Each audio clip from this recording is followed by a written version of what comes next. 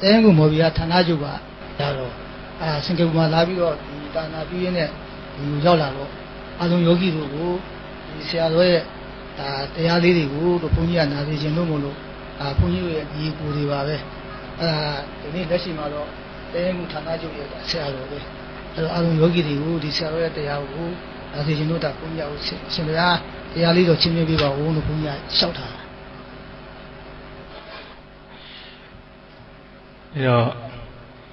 Siaroe Commedia Poli Tiaro Ada Uzin John de Ma, 2 years Muika, the Alba Hoa Hamabe Neton Gogu need John La Sachoya Nidunga, John de Ma, Yakona Ima, Muika Kambade John de Garo Ika. Meme Chevare, Chedo, Mudi Shide. Temet Habu, Muero, Makai can go. A Katia level of a lancho in it, Konaima Muka Kande, Muka Kaya Bido, not Tatanai, Gue Jama Muzica was the 2 Cholun 2 Avare 2 be the Kajado Di Mobisuma Carnebe Yangon saying you poor. Yang saying you poor a 2 Jamba Kuta Songu Maneto Naima Yopade, Potuni Manepizavi, Potuni Manepizavi, Eri Boduni Maneyabi Kama, Podu, Jadabri, Taujanija, Togu, to attach you Macondo, when oxygen is Sabia. Oxygen is Sabi, or the PV, Jella Vido, Senni, Tening and Unit. The name of the Jaro Sozo Mujola Bade. To them oxygen bound and no Toto Nezo. The Pine, Jasu Bido. The name of the Senai Guema, Myoto Bade. The name and Nui, the Nila, Inga ni Senai Bonjama, Pianzia, Ria, Sugamia, but the Geran Ria Garo Inga ni Pio Potuni, Menekin Lauma, Gong Gong, alone to Pianzia. Pianzia Lade Elu Pianzia La Bide now, the 11 of you power, level you power below, oxygen, Pika, the Kare, Twin Habido, do the Vega Twin. The shadow look is a low below to Sangai Lunoha. Pellegine, the Hubert were countless from Yao. The Goruna Pucci Nave. Eluna Sangai Nodanijama, the oxygen Pida, simply Rabido, who Divaga Soka, simply the young oxygen Choreba. Pure Bide now, the Sopian Corner, the living of Pian Pide. To Madivene, Tiduani Pian, the Lumio Larabe. Elu Kauna Kama Scarpion and Echima, the Ansiema, Siawanga Lia, Siamaria, Tonga Cholo Shibare. The sign go, Seneo, Tonga Cholo Shibare. Edo, to do a Pabioles, the Usin, Oya Mechimam Obu, Patiale Lumibare. The Patiale Mirakama, Turu, Tilumi, Yabechima, Tisha, Shimpiabare. Seloya Mediva Saugu, you, Pido. Edo, Patiale Suro, Serofia Yetiao, Shimpiabare. Namati. Patama Mepuepi, the local low, Nam Shibu. Namani, Tudia Mepuepi, the local low, Matin Debu. The local low had 2 bars and make a say don't need it. Atuba Tiari. Machine changed to Matin Debu. Number 2, Tadia Mepue P. The local low. မျက်စိတမိတ်တွင်မှာဂရေပေါင်းများစွာတဖွာဖွာဖြစ်စီနေတယ်နောက်ဆုံးသုဒ္ဓမဖွယ်ဖြစ်ဒီလောကလုံးဖြစ်တာပြက်တာမရှိဘူးတီးနေတယ်ငြိမ့်နေတယ်ငြိမ်သက်နေတယ်မြင်မြင်ကမြကြားကြားကမြတိတိကမြအဲ့ဒီလိုကိုသူတို့ကိုရှင်းပြပါတယ်ဆရာတော်ဘုရားကြီးရဲ့မဲ့၄ပါးတရားကိုသူတို့တီးတိချာရှင်းပြပါတယ်အဲ့ရှင်းပြပြီးပြီးတဲ့နောက်သူထပ်ပြောချင်တာကတော့ခုနကတော့မျောနေတဲ့ချိန်လေးပေါ့မမျောခင်ချိန်လေးမှာအလွန်ပြင်းထန်တဲ့ဝေဒနာခံစားရပါတယ်မျောတဲ့ချိန်မှလည်းပဲသူနှစ်ရက်တိတိမျောသွားတယ်အဲ့လိုပြင်းထန်တဲ့ဝေဒနာခံစားတဲ့ချိန်မှာဘယ်လိုရှုခဲ့လဲဆိုရင်သူမအော်ခဲ့ဘူးဘယ်လိုရှုခဲ့လဲဆိုရင်ပြင်းထန်တဲ့ဝေဒနာကြီးကအသက်ရှူလို့မရပါဘူးအသက်ရှူလို့မရတဲ့ဝေဒနာကြီးကိုတို့ဆရာတော်ဘုရားကြီးတရားနဲ့ပဲတီးတီးချာချာရှုမှတ်ခဲ့တယ်ဒါကြောင့်မအော်ခဲ့ပါဘူးနောက်တစ်ချက်မျောသွားတဲ့နှစ်ရက်ဘယ်ရောက်လဲဆိုတာသိကြမှာပါပဲမျောသွားတယ်အဲ့ဒီနှစ်ရက်မှာဘယ်သွားလဲဆိုတော့ပုထုဇဉ်ပုဂ္ဂိုလ်ကြီးတရားအမထွက်တဲ့ပုဂ္ဂိုလ်ကြီးမျောသွားရင်အပယ်လေးပုံမှာလာခေါ်ကြပါတယ်တရားအထုတ်တဲ့ပုဂ္ဂိုလ်ကြီးမျောသွားရင်အရိယာနတ်သားကြီးလာခေါ်ကြတယ်တို့ကဒီခေါ်တဲ့ဘုံကိုဝမ်းသာအားနဲ့ပြောရင်မဟုတ်ပါဘူးအဖြေတစ်ခုကိုပြောရင်လို့ပါပဲအဲ့တော့လာခေါ်တဲ့ဘုံကနေမာနရတိဘုံနတ်ပြည်၆တဲ့က9ဘုံမြောက်ပထမဘုံကစတုမာရိတာဝရိန္ဒာယာမာတုတ်တိတာနေမာနရတိပရနိမိတဝိတ္တဝတိအဲ့ဒီဘုံမှာဘယ်သူတွေနေကြလဲဆိုတော့ဒုတိယမဲ့ဘုံကိုတီထားတဲ့မြင်ထားတဲ့ပုဂ္ဂိုလ်တွေနေကြတယ်အဲ့တော့သူတို့ဟာတို့နဲ့ဘာတွေကွာနေလဲဆိုတော့သူတို့ကလည်းကာမဘုံတို့ကလည်းကာမဘုံဖြစ်တဲ့အကြောင်းဝိထုယုတ်ဒီအကုန်ရှိကြပါတယ်ဝိထုယုတ်ဒီအကုန်ရှိကြတယ်ဒါပေမဲ့လို့တို့က16နှစ်ပြီးရင်18နှစ်17နှစ်19နှစ်အသက်20အသက်40အသက်50အိုးသွားတယ်သူတို့ကအားလုံးက16နှစ်ကြီးပဲ16နှစ်ဝန်းကျင်ပေါ့ဒီရွယ်ကြီးပဲလွန်ခဲ့တဲ့နှစ်သန်းပေါင်းများစွာကရောက်ရှိနေတဲ့ပုဂ္ဂိုလ်ကလည်း16နှစ်ပဲမနေ့တနေ့ကမှတလောကလုံးမတင့်တဲ့တရားကိုမြင်ပြီးတော့သုတိပြည့်ကြည်သေလုံးသားတဲ့ပုဂ္ဂိုလ်ကလည်း16နှစ်ပဲအဲ့ဒီလိုကိုပြောင်းနေပါတယ်နောက်တစ်ခုတို့ဟာခေါင်းမှုတဲ့သွားကြိုက်တယ်ခါနာတယ်ကင်ဆာဖြစ်တယ်နှလုံးဖြစ်တယ်စသဖြင့်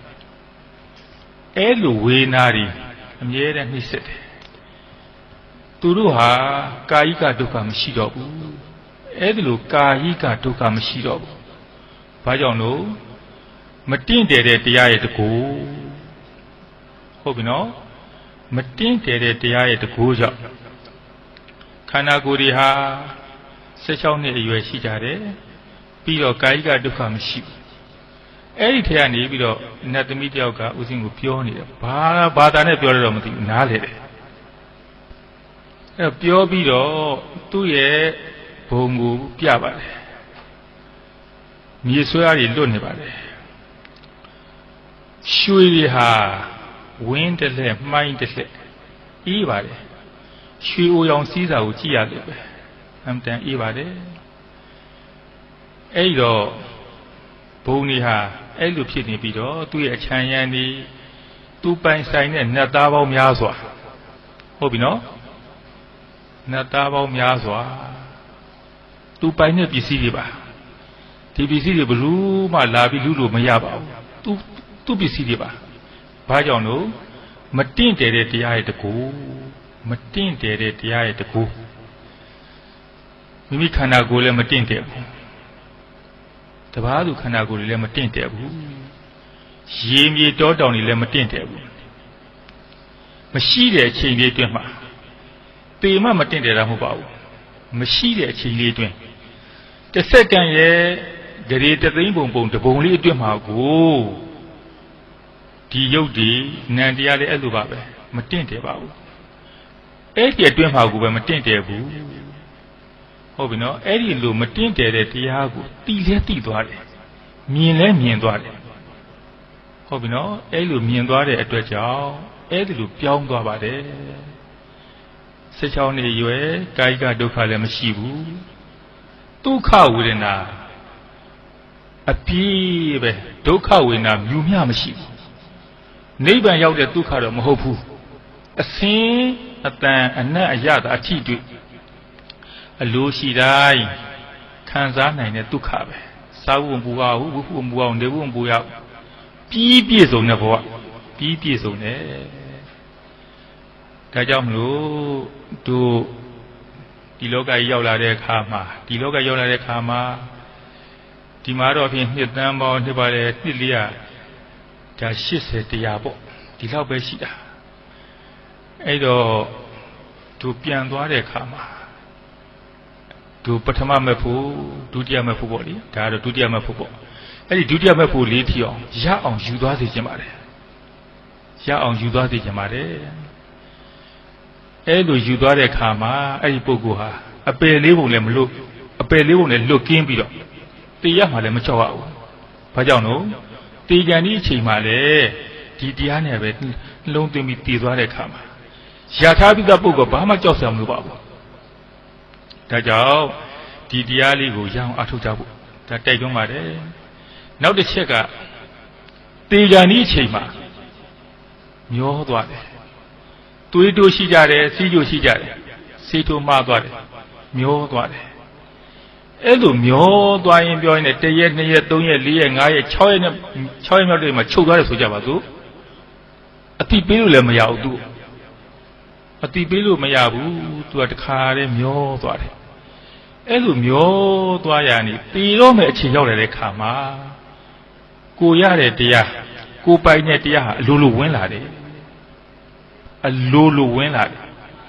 လူကမေ့ပေမဲ့လို့တရားကမမေ့ဘူးလူကမေ့နေတယ်တရားကမမေ့ဘူးမမေ့တဲ့အပြင်ဒီတရားဟာကပ်ပြီးတော့ကိုတရားကိုကမခွာတော့တာဟုတ်ပြီနော်တရားကိုကမခွာတော့ဆိုကြပါစို့ခုနကတို့ဒုတိယမဲ့ဖို့ရဲ့ဖြစ်ကိုတိထားတယ်မတင့်တယ်ဘူးပုတ်ရမယ်တရားတွေပွားရမယ်တရားတွေလောက်စားရမယ်တရားတွေအယိုးကြမယ်တရားတွေအနှစ်သာရမရှိတဲ့တရားတွေလို့တီလဲတီထားတယ်မြင်လဲမြင်ထားတယ်အဲ့ဒီပုဂ္ဂိုလ်ဟာမျောသွားပြီတီတော့မယ်ချိန်ပါအဲ့ဒီတရားဟာအလိုလိုဝင်လာတယ်သူရထားလို့သူပိုင်ထားလို့သူပစ္စည်းဖြစ်လို့တရားကမမေ့တော့ဘူးတရားကမမေ့တော့ပဲနဲ့တခါတည်းကိုတီတဲ့အချိန်ကိုတရားကမခွာတော့တရားကိုကမခွာတာတို့ဒီမှာတော့9မိနစ်လိုပါသေးတယ်3မိနစ်လိုပါတယ်သူတို့ပြောတယ်အတိလည်းကတ်ထားကြတယ်ဒါတေကန်ကြီးချိန်တော့ဒီလေးကိုမခွာနဲ့ဒါပြီးရင်ဒီစိတ်နဲ့တေးမှလို့ပြောတယ်ဒါမဲ့လို့စိတ်လက်စစ်ခနဲ့ထွက်သွားမျိုးရှိပါတယ်ထွက်သွားတဲ့သဘာဝရှိပါတယ်တကယ်တော့ဒါဟာတကယ်သေးတာမဟုတ်သေးဘူးပူစရာမလိုဘူးတကယ်သေးတဲ့အချိန်မှာထွက်ကိုမထွက်တော့ဘူးဒါကိုလည်းပဲသူထူးထူးခြားခြားဆေးရုံမှာတွေ့လိုက်ရပါတယ်ဒီဖြီကိုဒါကြောင့်ကိုယ်ပိုင်ပစ္စည်းဖြစ်ဖို့ကိုယ်ရာထားဖို့အလွန်အရေးကြီးပါတယ်ကိုယ်ရာထားတဲ့ပုဂ္ဂိုလ်ကတော့ပူစရာမလိုဘူးတည်တဲ့အခါမှာလည်းပူစရာမလိုဘူးအခုလိုအစိုးဆုံးချိန်မှာမျောတယ်အချို့ကြလည်းပဲဘေးနားမှာငိုတန်းနေစူတန်းနေနဲ့ရှိမယ်တို့မို့လည်းပဲအလိုက်မသိလို့ဘေးနေရာနေတော့ဆက်တန်းနေစူညံ့နေတာရှိမယ်ရှိအောင်တော့တည်တော့မယ်ဆိုတဲ့ချိန်ရောက်လာဆိုရင်ကိုယ်ပိုင်တဲ့တရားတွေကမခွာတော့ဘူးကျန်တဲ့အတန်ကြီးပျောက်သွားတယ်ဟုတ်ပြီနော်တရားကစောက်ရှောက်တယ်ဘာတရားလဲလောကကလွတ်မြောက်တဲ့တရားဒါဒုတိယမဲ့ဖို့ကိုပြောနေတာပါပဲအဲ့ဒီတရားပါပဲကျန်တဲ့ပထမမဲ့ဖို့ဒုတိယမဲ့ဖို့တတိယမဲ့ဆိုတော့ဒီသဘောတိုင်းပါပဲကိုယ်ပိုင်ထားတဲ့တရားကိုယ်အမြင်ဆုံးရထားတဲ့တရားဟာအလိုလိုဝင်လာတယ်အနာဂတ်ပုဂ္ဂိုလ်များအနေနဲ့လည်းပဲတလောကလုံးဂရေပေါင်းများစွာပျက်စီးတဲ့တရားတာတွေဝင်လာတယ်မတင့်တယ်တဲ့တရားမလာဘူးသူအမြင်ဆုံးရထားတဲ့တရားပဲလာတယ်ဟုတ်ပြီနော်တေဂန်ဒီအချိန်မှာဘလောက်မျော လောက်တန်နေစူညံနေပါစေဘလောက်မေ့လျော့နေပါစေတရားကမမေ့ဘူးဒါကြောင့်ဒီဒုတိယမဲ့ဖို့လေးကိုထက်ခါလဲလဲကြိုးစားမယ်ဆိုရင်ထက်ခါလဲလဲပွားများမယ်ဆိုရင်ဟုတ်ပြီနော်ဒီခန္ဓာကိုယ်ကြီးကိုစိတ်နဲ့ကြည်ပြီးတော့ပုတ်ရမယ်တရားနံတရားမရှိတော့ဆိုရင်ပွားရမယ်တရားလောက်စားရမယ်တရားအယိုးကြမယ်တရားမိရှုခံရမယ်တရားအနှစ်သာရမရှိတဲ့တရားမတင့်တယ်တဲ့တရားလို့ထက်ခါလဲလဲပွားများမယ်မိမိခန္ဓာကိုယ်ထက်ခါလဲလဲပွားများမယ်အဲ့ဒီလိုပွားများပါများရင်နော်ပွားများပါများရင်ဒုစရတော်ဘုရားပြောရှာပါတယ်ဝေဒနာကိုပြီးခံနိုင်ရင်ဝေဒနာကိုပြီးခံနိုင်ရင်အာသဘောဆက်ခါပွားပြီးခံနိုင်ရင်ဝေဒနာကိုနည်းနည်းမှဂူးမဆိုင်နဲ့ဒီလိုကိုပြောပါတယ်အာသဘောဆက်ခါပွားဝေဒနာကိုကြောက်လို့မပေါ့ဘူးဒီဖြေကိုပြီးခြင်းလို့မြင်လဲမြင်ခြင်းလို့ထက်ခါတဲလဲပွားခိုင်းတာပါပဲအဲ့လိုပွားများရင်းနဲ့အချိန်ကြတော့ပြီးလာလိမ့်မယ်ဟုတ်တယ်ဟိမိမိခန္ဓာကိုယ်လည်းမတင့်တယ်ဘူးတပါးသူခန္ဓာကိုယ်လည်းမတင့်တယ်ဘူးတလောကလိုရင်းမြေတောတောင်တွေလည်းမတင့်တယ်ဘူးလို့မျက်စိနဲ့ဖွင့်ကြည့်တယ်လို့စိတ်ထဲမှာမြင်လာပါလိမ့်မယ်အဲ့လိုမြင်လာလို့ရှိရင်ဒီတရားဟာကိုယ်ပိုင်ဖြစ်ပြီကိုရသွားပါပြီအပယ်လေးပုံလည်းမလားရတော့ဘူးသေဖို့လည်းမကြောက်ရတော့သေပြီးတဲ့အခါမှာလည်းကာမဘုံမှာသူဂျိမ်မဲ့လာမယ်ဟုတ်ပြီနော်နေမာနာတိမှာသူဂျိမ်သွားမယ်ဟုတ်ပြီသူကာမဂုဏ်တွေကိုအစွမ်းကုန်ခံစားမယ်ပြီးတော့နိဗ္ဗာန်ကိုဆက်ပြီးတော့သွားပါမယ်တို့ဒီဟာနဲ့ပတ်သက်ပြီးတော့ဒီဘက်ကိုတစ်ချက်လေးငှဲ့ကြည့်လိုက်အောင်ခါငယ်လေး꿰ပြီးတော့ကြမ်းတမ်းပြီးတော့ပြစ်မှားတဲ့စိတ်ကြောင့်တည်ကြတယ်ဒေါသပါပဲအဲ့ဒီဒေါသတရားကြောင့်သူငရဲသွားတယ်ပူလောင်တာကိုအဲ့ဒီငရဲသွားတော့ငရဲထိန်နေငရဲခွေတွေငရဲမိလျံနေဆိုတာသူပိုင်တဲ့ပစ္စည်းပါပဲဒီတရားကပေးလိုက်တာပါကြမ်းတမ်းပြီးပြစ်မှားတဲ့စိတ်ကြောင့်ဒီတရားကနေပေးလိုက်တာပါပဲအဲ့ဒီလိုငရဲထိန်နေငရဲခွေတွေငရဲလျံမိလျံနေတာသူပိုင်တဲ့ပစ္စည်းတွေပါပဲဒုက္ခဝေဒနာမြူမြမရှိဘူးဒုက္ခဝေဒနာအပြည့်ပဲအချိန်တိုင်းဒုက္ခဝေဒနာအပြည့်ပါပဲအဲ့တော့သူခံစားရလို့ကံကုန်လို့ရှိရင်ဒီငရဲထိနေငရဲကိုယ်ငရဲမင်းသူ့တဲ့ပျောက်ကွယ်သွားမှာပါပဲဒီလိုပါပဲမတင့်တယ်တဲ့တရားကိုသိထားတဲ့ပုဂ္ဂိုလ်ဒီနေမာတိမှာသူခံစားရတဲ့ဒီဟာဒီအကုန်လုံးဟာလည်းပဲသူဒီဘဝကနေပျောက်ကွယ်သွားရင်ဒီဘဝကနေပြီးတော့လွန်သွားလို့ရှိရင်ဒီရာဥဒုတရားအလိုလိုပျောက်ကွယ်သွားမှာပါပဲအဲကြောင့်မလို့တရားတော်ကိုယုံယုံကြည်ကြည်နဲ့ပွားများအားထုတ်ပြီးအယိုးကြည်ရေခမ်းခမ်းကျင့်ကြံကြပါလို့ပြောကြတဲ့ဏီကုံးကံပါအဆုံးသတ်ပါတယ်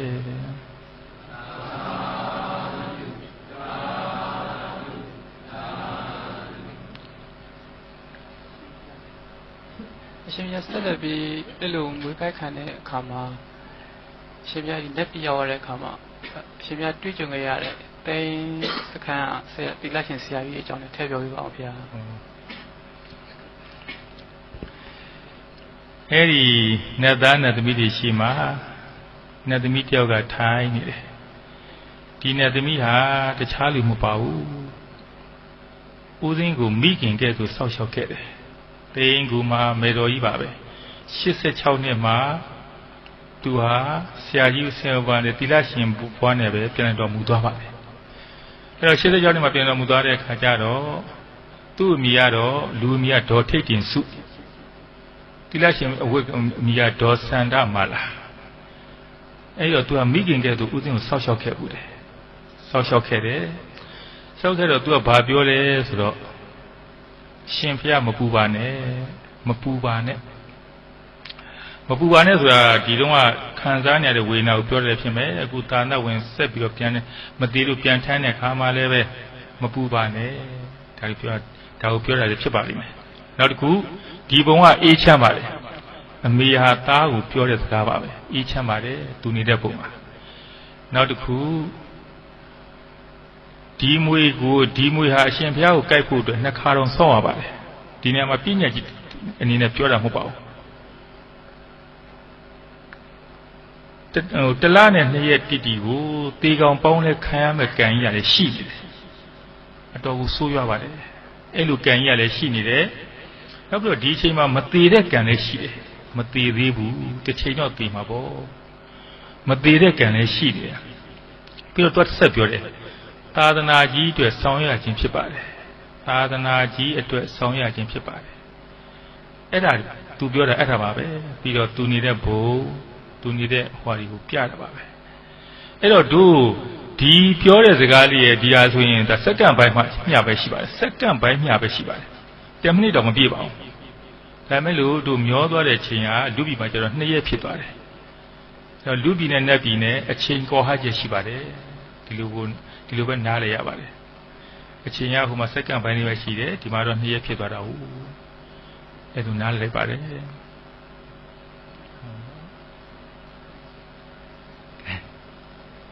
ကဲကြိုးစားမယ်နော်ဟမ်ဟိုစင်ကာပူလေးမြန်လက်မှတ်ကတခါလေးချိတ်ပြီးပြီ